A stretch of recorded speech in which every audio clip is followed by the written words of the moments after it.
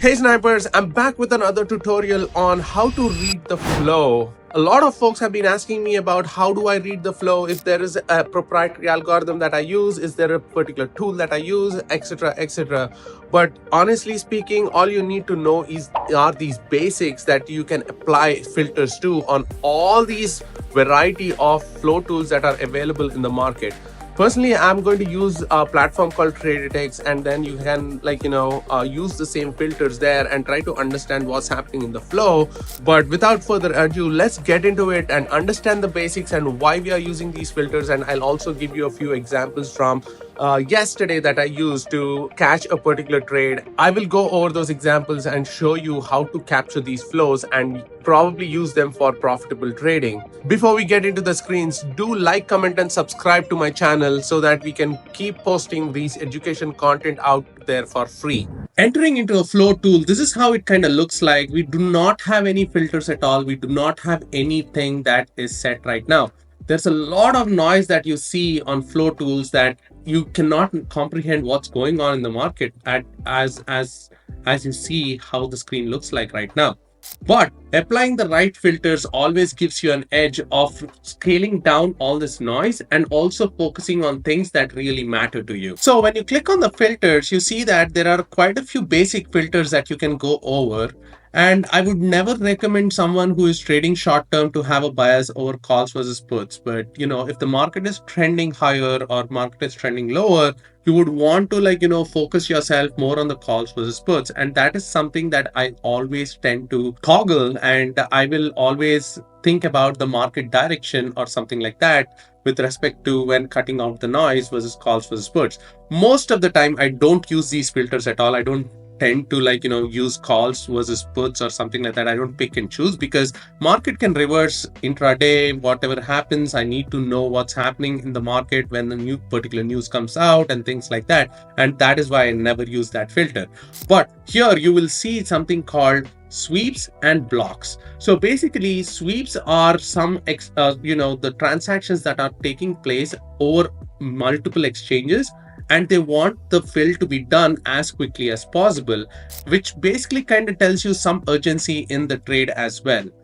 But that is one filter that I always tend to use. I always am all looking for sweeps versus the blocks or splits. I will not talk about splits per se. Those are also institutional transactions. I would think about, and I'm not trying to understand the splits over multiple exchanges. But blocks, in another way, why I kind of filter out the blocks is these are predetermined exchange transactions that are already talked about, and when these come through and there's no real urgency there's no real reason for me to understand why that particular trade has happened, so I tend to filter out all the block trades. But when I see a series of sweeps, when I see a repeated flow of sweeps come through, I tend to remove my sweep filter and try to analyze the whole flow as a whole and try to see if the IV has increased when the data when I see these sweeps coming through. So that is something that I always use the sweeps, which is for the first filter that I always recommend someone using. As a short-term options trader also, I tend to minimize my risk by taking up smaller premiums. Smaller premiums meaning I always tend to look for flow which is out the money. I don't look for intrinsic flow or delta 1 position to play my positions. So I'm always looking for out the money flow. So that is the number 2 filter that I would recommend anybody to look for. Before I get into the next 2 filters, I want to give you a brief overview of what is happening in the options market. When you see an option at ask, above ask, it means that particular option is being bought. If you're seeing below bid or at bid, that means the particular position is being sold, right? So if you're seeing a put being sold and the exchange shows you below bid or at bid, it means that this particular position was being sold, which means a bullish sign. So puts being at bid or below bid means bullish. Puts at above ask or at ask means bearish. The same thing with the calls on the flip side. Calls being sold at bid or below bid means bearish. Calls being bought at ask or above ask is basically bullish. So if you look at these two filters that you have, which is above ask and below bid, I don't usually again use those filters per se, because I'm not looking for looking for exact trades. I'm actually trying to understand the entire market, right? So if I'm going to see a flow where there says I'm seeing particular stock below bid options being sold, I'll be like, okay, this is a bullish sign. Do I go back and filter out that particular stock and see if there are calls being bought?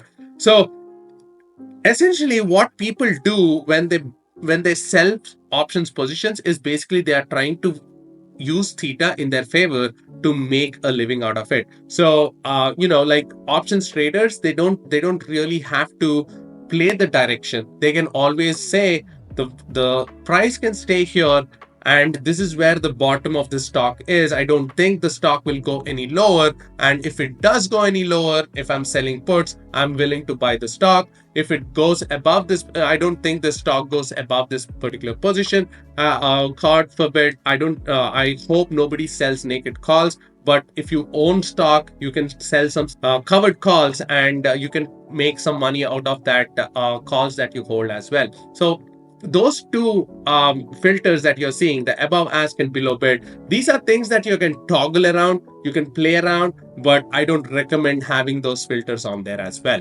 I will talk about another very important filter.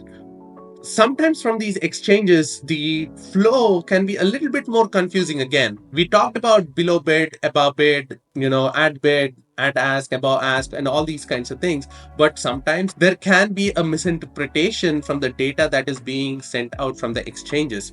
So you technically want to see something where people are actually buying, right? When there is buying, it means OI, which is open interest, which is not real time, should be lesser than the volume. So what does the volume indication tell you? In volume basically is real time, and it basically tells you that if, let's say, the open interest, like the number of people holding that particular option is 100, and then you suddenly see a surge in volume, let's say about 1,000 contracts are being bought, which means the original contracts that were there were only 100, but now people are starting to buy in. There's an urgency to buy into that particular contract. So when the volume gets bigger than the open interest, that is another indication that tells you there is definite buying that's going on. So I always tend to have that filter, which is volume, which is greater than OI. So always have that indicator on.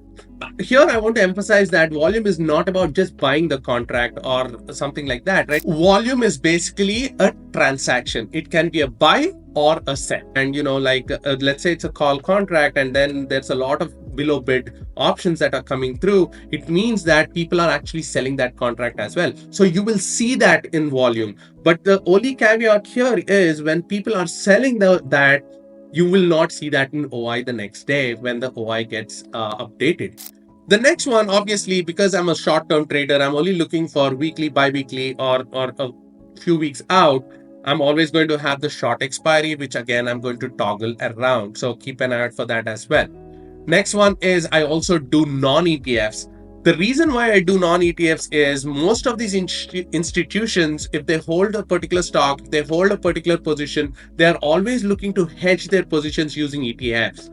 So these positions that are being taken through the ETFs, I'm always very confused. It always bothers me with a lot of noise in the system, and I tend to filter those ETFs out, like SPX, QQQ, SPY, IWM, and all of these. These are all out of the window.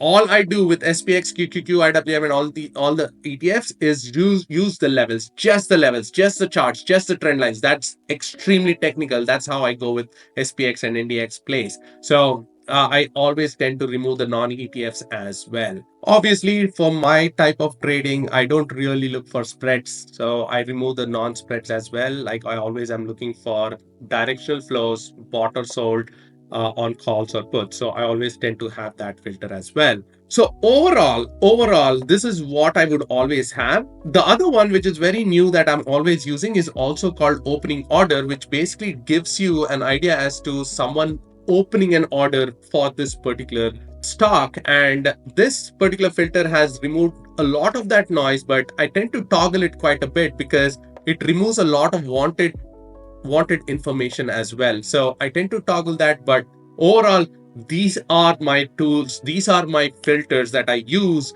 to understand the flow when the market is open and trying to trade and understand the direction of a particular stock, of a particular news, of the stock with some particular technical analysis to help me get the direction of the trade right. In the comment section below, definitely let me know if using these tools helped you identify the flow, identify a direction, identify a play, and how much you have made on that play. Definitely in our future videos, when we live stream our trading on a day-to-day basis or a week-to-week basis, I will definitely try to capture that real-time flow and show it to you with real-time examples, like I always do that in Discord.